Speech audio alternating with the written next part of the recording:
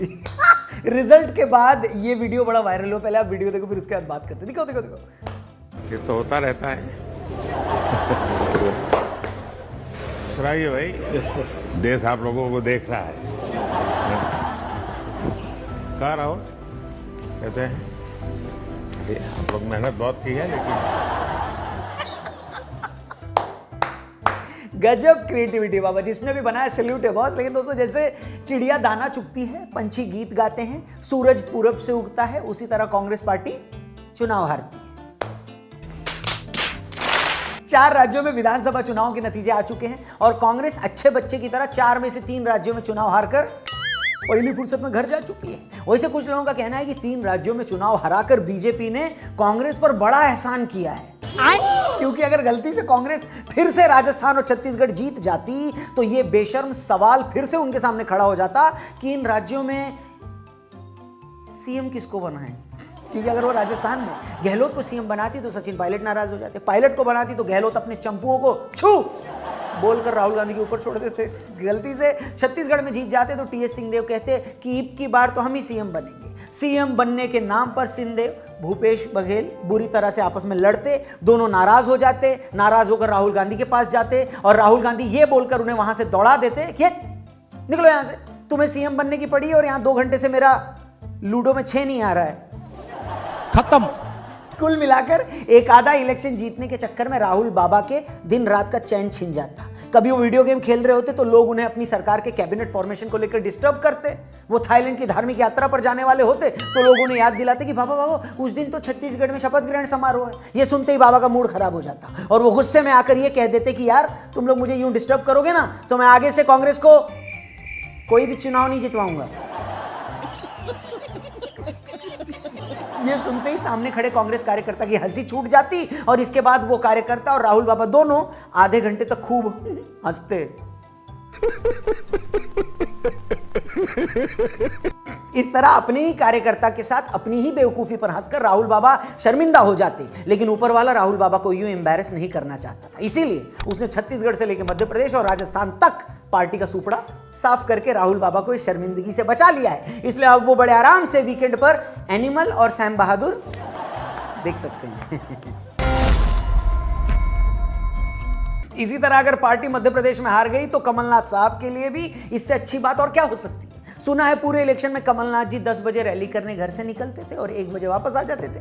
1 second 1 बजे का मतलब ये नहीं रात के 1 बजे, दोपहर के 1 बजे। मतलब इतने अधूरे मन से सरकारी बाबू अपनी नौकरी भी नहीं करता जितने अधूरे मन से कमलनाथ जी एमपी के सीएम पद का इलेक्शन लड़ रहे थे। मगर अब पार्टी अगर हार गई है तो वो बड़े आराम से दिन भर घर पर बैठकर मक्खियां और झक दोनों मार सकते हैं। ऊपर वाले की मेहर ऐसी है कि पिछली बार की तरह वो सरकार बनाने के आसपास भी नहीं आए हैं। सोच कर देखिए जरा, अगर फिर से कांग्रेस की 110-11 सीटें आ जाती तो उन्हें फिर से 2-4 निर्दलियों को फोन लगाकर उनका समर्थन मांगना पड़ता है कि नहीं।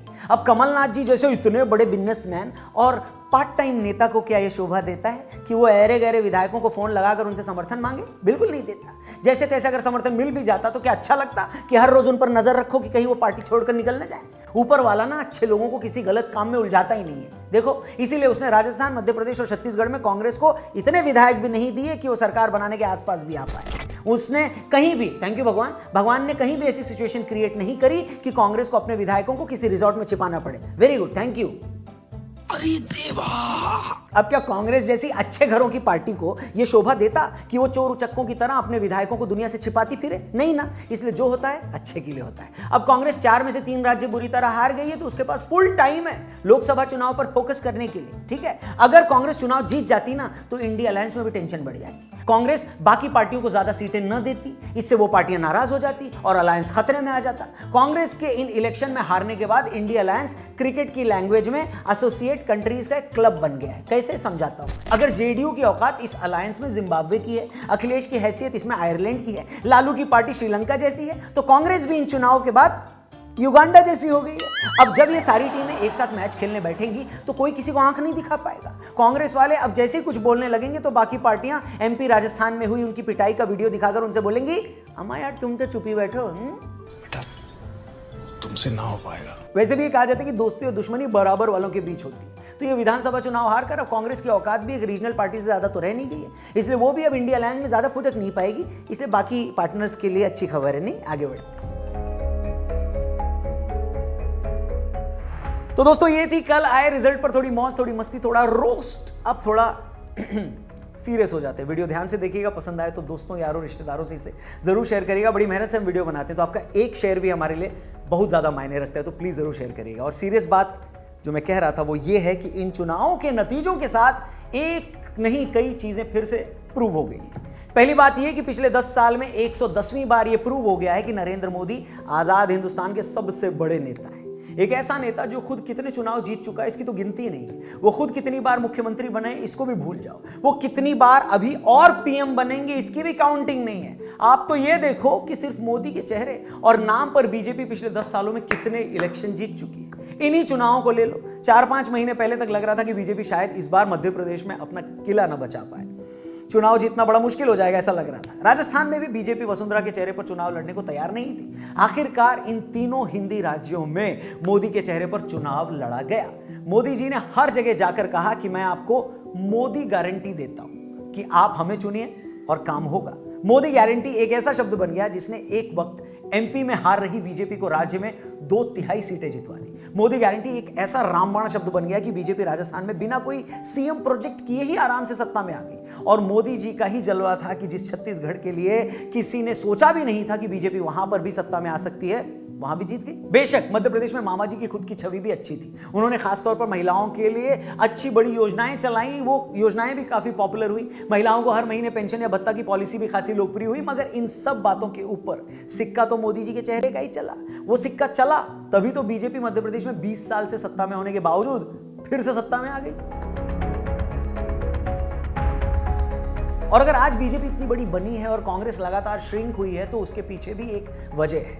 आप देख लीजिए, बीजेपी जिस स्टेट में एक बार सत्ता में आती है वो फिर वहां दोबारा रिपीट करती है। गुजरात का एग्जांपल हमारे सामने है। बीजेपी 25 साल से वहां से नहीं आ रही है। यूपी का उदाहरण ले लीजिए। यूपी जैसे बड़े स्टेट में बीजेपी लगातार 2 बार जीत गई है। एमपी में बीजेपी 20 साल से नहीं हारी है। उत्तराखंड में भी बीजेपी ने रिपीट किया। वहीं कांग्रेस या तो चुनाव जीत नहीं रही, अगर जीत रही है तो वो छत्तीसगढ़ जैसे छोटे स्टेट को भी होल्ड नहीं कर पा रही। आखिरी बार कांग्रेस ने 2011 में असम में खुद को रिपीट किया था। खुद को दोबारा न रिपीट कर पाने के पीछे गवर्नेंस तो इशू है ही। एक रीजन ये भी है कि जहां कहीं कांग्रेस पार्टी पावर में आई वहां भी ये लोग आपस में लड़ते रहे और यंग लीडर्स को मौका नहीं दिया गया, जैसे पिछली बार राजस्थान और मध्य प्रदेश में हुआ। एमपी में कांग्रेस को ज्योतिरादित्य सिंधिया को सीएम बनाना चाहिए था, मगर वहां नहीं बनाया तो उन्होंने पार्टी तोड़ दी और फिर मध्य प्रदेश में कांग्रेस की सरकार भी चली गई। राजस्थान में 5 साल तक गहलोत और सचिन पायलट लड़ते रहे, सरेआम एक दूसरे को भला बुरा कहते रहे। छत्तीसगढ़ में मुख्यमंत्री भूपेश बघेल और वहां के मिनिस्टर टीएस सिंहदेव भी सारा टाइम कलेश करते रहे। ऊपर से आज कांग्रेस की सेंट्रल लीडरशिप भी इतनी पावरफुल नहीं है कि वो किसी से भी अपनी बात मनवा पाए।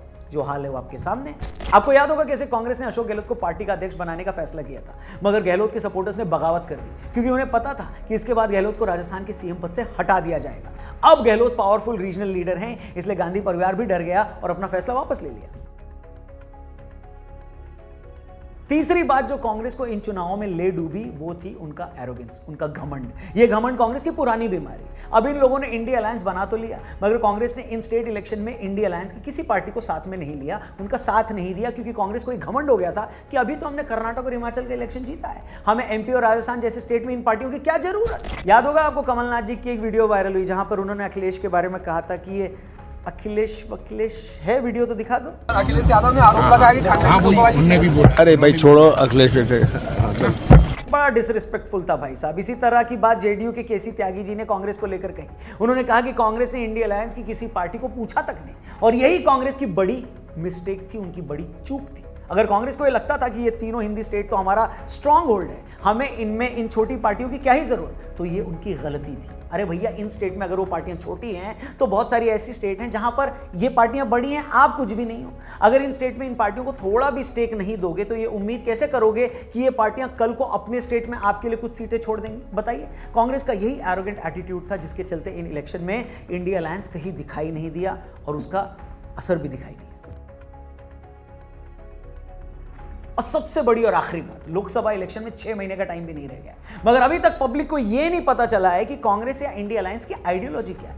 इंडिया अलायंस के बहुत सारे लोगों ने इल्जाम लगाया कि कमलनाथ और कांग्रेस के कुछ लीडर्स मध्य प्रदेश में सॉफ्ट हिंदुत्व की पॉलिटिक्स कर रहे थे। वहीं इसी इंडिया अलायंस की साउथ की कुछ पार्टियां और उनके लीडर्स लगातार सनातन धर्म को गाली दे रहे थे। अब भैया आज की पॉलिटिक्स कोई 30 साल पुरानी पॉलिटिक्स तो है नहीं। आज तो गांव-गांव में लोगों के पास मोबाइल फोन है, सबको पता चल जाता है कि कौन सी पार्टी किसके साथ जुड़ी है, कौन सा नेता क्या बयान दे रहा है। अब एक तरफ बीजेपी है जिसे 100% क्लैरिटी है कि हमें हिंदुत्व की पॉलिटिक्स करनी है, राजनीति करनी है। हिंदुत्व की राजनीति करने का मतलब ये नहीं है कि किसी दूसरे धर्म को गाली देना या उसे नीचा दिखाना है। इसका सीधा मतलब है कि सनातन धर्म का सम्मान करना है, फिर चाहे वो उज्जैन से लेकर काशी तक धार्मिक कॉरिडोर बनाने की बात हो, अपने त्योहारों को धूमधाम से मनाना हो, अयोध्या में राम मंदिर का निर्माण हो, काशी मथुरा के मंदिरों को वापस पाने की लड़ाई हो। बीजेपी को अच्छे से पता है कि उसकी राजनीति क्या है और यही बात उसके समर्थकों मतलब वोटर्स और सपोर्टर्स दोनों को भी पता है।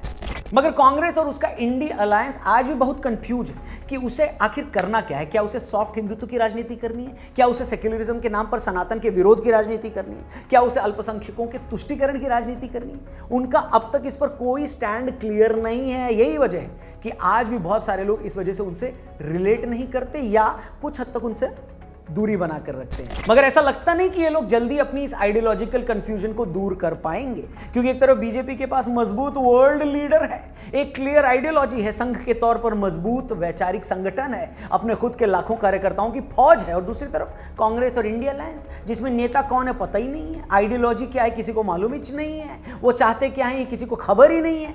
यही कारण है कि 2024 का इलेक्शन और उसके नतीजे बीजेपी के लिए अब तक की सबसे बड़ी जीत लाते दिखाई दे रहे हैं। और कांग्रेस अब भी इतनी कंफ्यूज है जैसे बैटिंग विकेट पर ओस से भीगी गेंद फेंकता बॉलर, जिसे मालूम ही नहीं कि अगली बॉल फेंकनी कहां पर है, बस ओवर खत्म होने का इंतजार कर रहा है वो बॉलर। मगर कांग्रेस की बदनीसी भी ये है कि राजनीति में कोई ओवर आखिरी ओवर नहीं होता और कोई चुनाव सीरीज का आखिरी मैच भी नहीं होता। इसलिए एक ही इलाज है, या तो खुलकर खेलो या फिर रिटायर हो जाओ। अब ये दोनों ही काम कांग्रेस के पुराने नेता नहीं कर रहे हैं। दोस्तों, ये था असेंबली इलेक्शन के नतीजों पर हमारा पोस्टमार्टम। बाकी आपको क्या लगता है इन नतीजों के बारे में, 2024 के इलेक्शन के बारे में, मोदी जी के बारे में अगर एक शब्द में कुछ कहना चाहें, या राहुल गांधी के बारे में एक शब्द में कुछ कहना चाहें, कमेंट सेक्शन खुला हुआ है, प्लीज मोस्ट वेलकम। वीडियो पसंद आई है तो प्लीज इसे अपने दोस्तों यारों रिश्तेदारों से जरूर शेयर करिएगा। फेसबुक पे देख रहे हैं तो हमारे पेज को लाइक करिएगा, इंस्टाग्राम और टेलीग्राम पे भी मिलेगा, और यूट्यूब पे देख रहे हैं तो हमारे चैनल को सब्सक्राइब करके जाइएगा। Thank you for watching. इसी मुद्दे पर एक और कड़क वीडियो जल्दी यहां लाएंगे। फिलहाल जाएंगे। नमस्ते, जय हिंद, जय भारत। ये तो होता रहता है। सुनाइए भाई, देश आप लोगों को देख रहा है। कहा राहुल कहते हैं आप लोग मेहनत बहुत की है, लेकिन कहा बाबू